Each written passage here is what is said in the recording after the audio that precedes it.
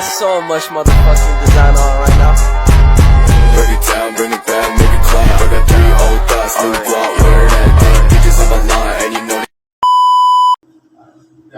Assalamualaikum warahmatullahi wabarakatuh. Waalaikumsalam warahmatullahi wabarakatuh.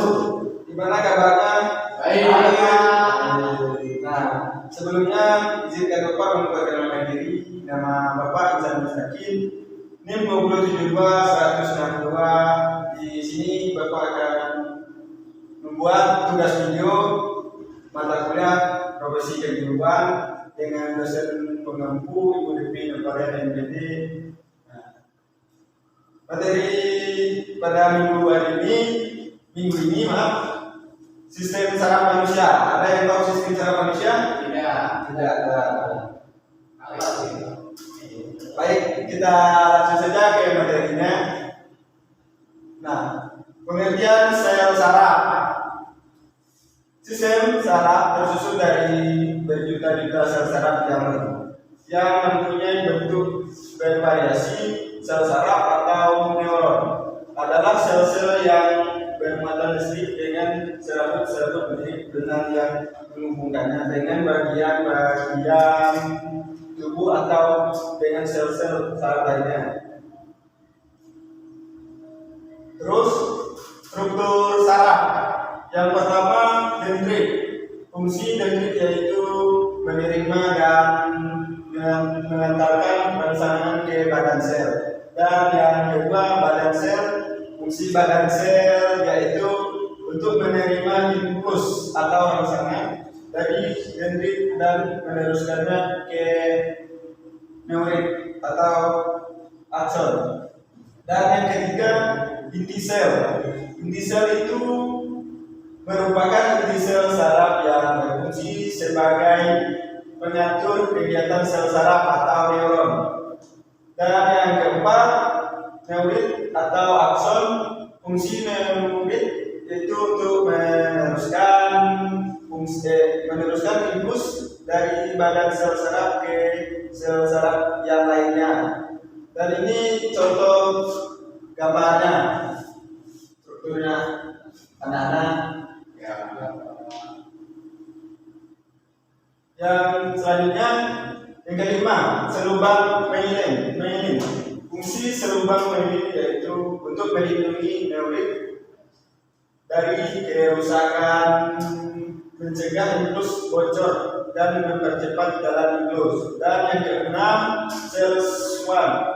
Fungsi sel sekuan yaitu membantu menyediakan makanan untuk neurit dan membantu regenerasi neurit. Yang ketujuh, nodus Ranvier. Fungsi utamanya yaitu sebagai daerah pertukaran ion kalium dan ion natrium dari luar ke dalam akson antar respon. Yang ke-8, sinapsis atau ujung akson. Fungsi sinapsis yaitu untuk mengirimkan impuls dari akson ke dendrit di sel selanjutnya.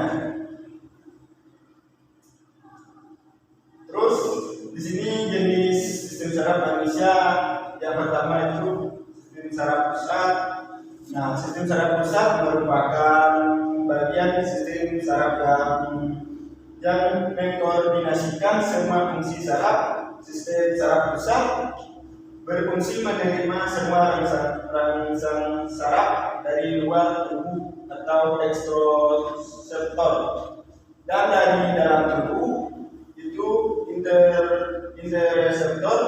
Sistem saraf pusat terdiri atas yang pertama otak manusia terdiri atas dua belahan, yaitu otak kiri dan otak kanan.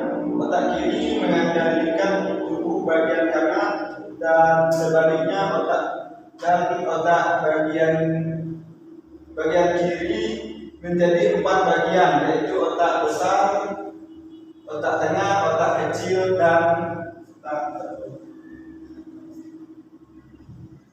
besar. Otak besar terdiri atas otak depan atau lobus frontalis, merupakan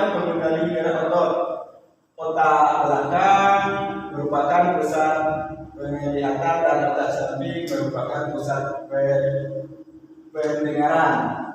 Terus yang kedua, otak tengah berfungsi untuk mengontrol gerakan dan kedudukan tubuh. Dan yang ketiga, otak kecil. Otak kecil merupakan pusat keseimbangan gerak dan koordinasi gerak otot serta posisi tubuh. Terus susun lanjutan disebut juga batang otak. Fungsinya untuk mengatur denyut jantung, pelebaran dan penyumbatan pembuluh darah, gerak, menelan, bersin, bersendawa, batuk dan muntah. Itu jenis sistem saraf manusia. Yang kedua, sumsum tulang belakang atau medula spinalis terdapat di dalam rongga tulang belakang. Fungsinya sebagai penghubung mulus dari dan ke otak, memberi kemungkinan gerak refleks. Medula spinalis sebagai bagian luar berwarna putih dan bagian dalam kelabu. Yang B, sistem saraf tepi. Sistem saraf tepi merupakan saraf-saraf yang membawa impuls dari dan ke sistem saraf pusat. Sistem saraf terdiri dari sistem saraf sadar dan sistem saraf tidak sadar. Yang pertama, sistem saraf sadar atau saraf somatis. Saraf sadar adalah saraf yang rasanya disampaikan ke pusat restori dan ke pusat motoris pada serulu. Ini contoh gambar dari sistem saraf manusia. Dan yang kedua, sistem saraf tidak sadar atau otonom. Sistem saraf otonom adalah saraf yang rencananya tidak disampaikan ke otak.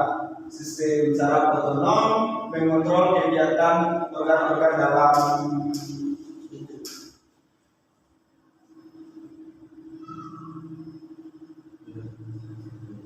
otak. Sistem saraf otonom mengontrol kegiatan organ-organ dalam berdasarkan sistem kerjanya. Saraf otonom dibedakan menjadi dua, yaitu saraf simpatik dan saraf simpatik. Dan ini contoh dari sistem saraf manusia.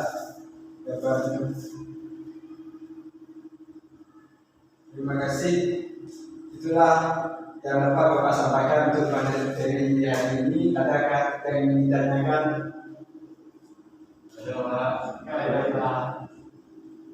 Baik, kalau tidak ada yang bertanya, sebelum Bapak tutup, untuk minggu depan kita ada tugas ya. Tugasnya itu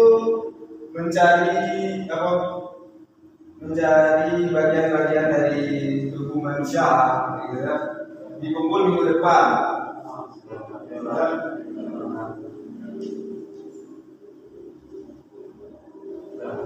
Baik, Bapak sudahi perkuliahan kita pada hari ini.